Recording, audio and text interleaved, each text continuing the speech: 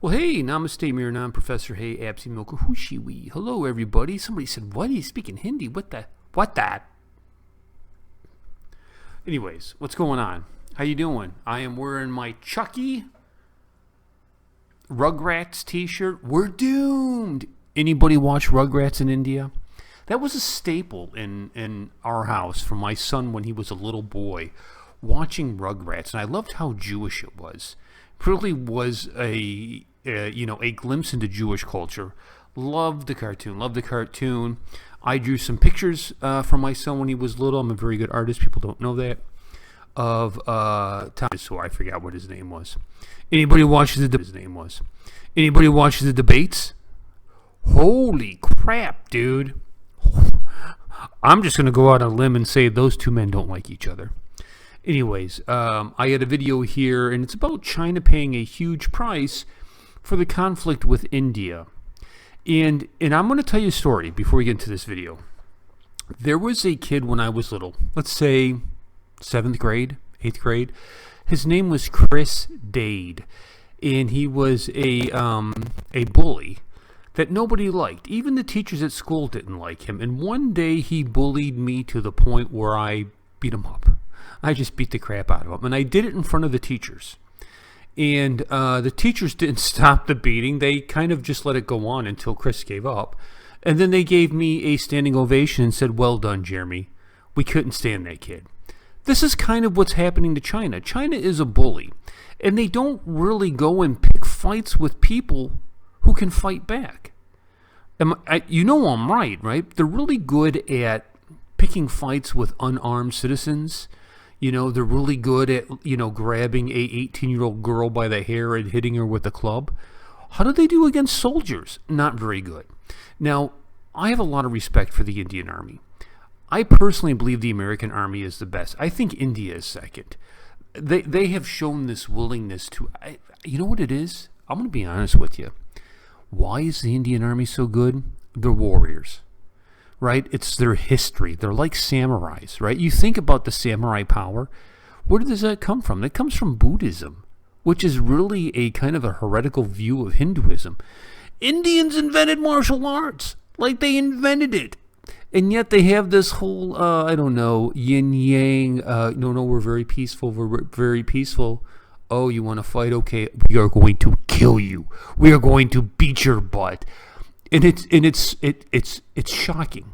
It's shocking. It's shocking to the Western world. When I first started seeing this in India, this line of great warriors, I was like, this is not the India that I'm thinking of. I'm thinking of my, my predisposed, uneducated mind before I met all you guys and learned about culture of like India. Maybe they own convenience stores. Maybe, just a really misinformed view of India. India, man, India got going on. India's got it going on, man. I love India, and everybody knows it. So let's go ahead and watch this video. China paying a heavy price for provoking India.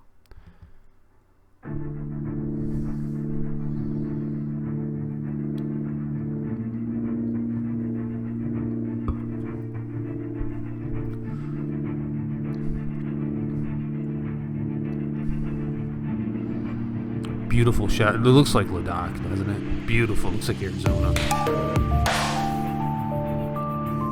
Some funky music. For Xi Jinping, the pandemic, which has preoccupied the world's governments for months, seemed an ideal opportunity to make quick progress on his expansionist agenda. But, by provoking India, he may have bitten off more than he can chew.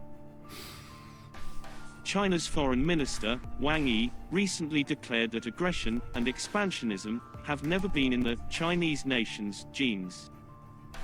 It is almost astonishing that he managed to say it with a straight face.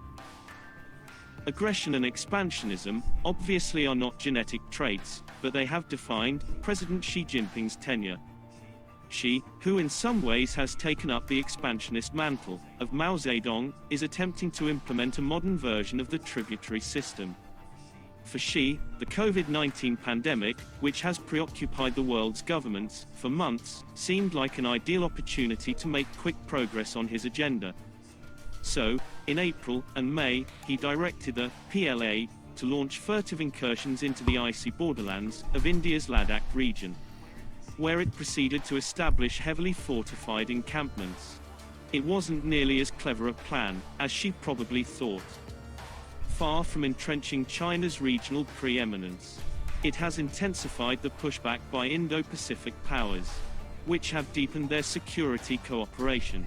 This includes China's most powerful competitor, the United States, thereby escalating a bilateral strategic confrontation that has technological, economic, diplomatic, and military dimensions.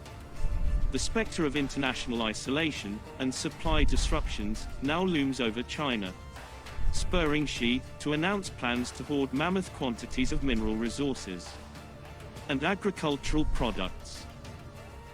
But Xi's real miscalculation on the Himalayan border was India, which has now abandoned its appeasement policy toward China. Not surprisingly, China remains committed to the PLA's incursions, which it continues to portray as defensive. India will continue to kick their A. Xi told senior officials to solidify border defense and ensure frontier security in the Himalayan region. India, however, is ready to fight. In June, after the PLA ambushed and killed Indian soldiers patrolling Ladakh's Galwan Valley, a hand-to-hand confrontation led to the deaths of numerous Chinese troops. The first PLA troops killed in action outside United Nations peacekeeping operations in over 4 decades. Xi was so embarrassed by this outcome that whereas India honored its 20 fallen as martyrs, China refuses to admit the precise death toll. The truth is that, without the element of surprise, China is not equipped to dominate India in a military confrontation. And India is making sure Look at that gun. Are you serious? It has now matched Chinese military deployments I along love the the gun. Himalayan Whoa, frontier look at that, and look at that. activated its entire logistics network to transport the supplies needed to sustain the troops and equipment through the coming harsh winter. In another blow to China, Indian special forces recently occupied strategic mountain positions, overlooking key Chinese deployments on the southern side. They got the of high Pingong ground. Lake.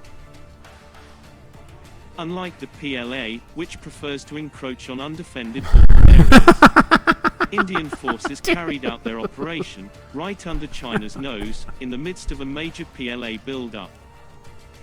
If that were not humiliating enough for China, India eagerly noted that the Special Frontier Force that spearheaded the operation Tibetan warriors. comprises Tibetan refugees. So freaking The awesome, Tibetan dude. soldier, Aw. who was killed by a landmine in the operation, was honored with a well-attended military That's funeral. terrible. India's message was clear. China's claims to Tibet, which separated India and China until Mao Zedong's regime annexed it in 1951, are not nearly as strong as it pretends they are. Tibetans view China as a brutally repressive occupying power, and those eager to fight the occupiers flocked to the SFF, established after Mao's 1962 war with India. China's claims to India's vast Himalayan borderlands are based on their alleged historical links to Tibet.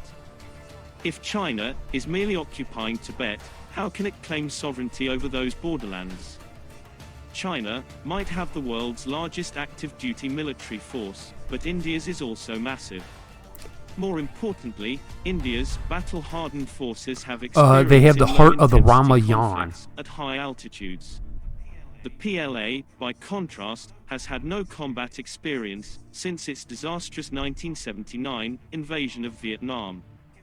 Given this, a Sino-Indian war in the Himalayas would probably end in a stalemate, with both sides suffering heavy I losses. disagree.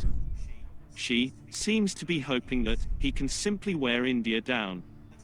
At a time when the Indian economy has registered its worst ever contraction due to the still escalating COVID-19 crisis, Xi has forced India to divert an increasing share of resources to national defense.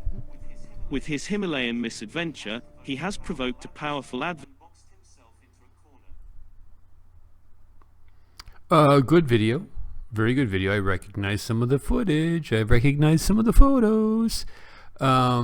They're screwed. how do you say that in Hindi? El screwdo. No, that would be like English or Spanglish. They're screwed, man. China, they cannot beat India, dude. Look at this is, India is raised on Ramayana and Mahabharata. Virtuous warriors that can overturn anything at any point in time because of their faith and their deeds. Right? Am I right? Come on. Who you crapping, China? Who you crapping? You ain't beating nobody. You ain't beating nobody. Very good. Make sure you like and subscribe. I'm going to have the Warrior Queen later today, and we're going to do some So Sorry videos. I got 2 for her. And, maybe we'll do a live stream too. I don't know. I'll catch you guys later. Peace and much love.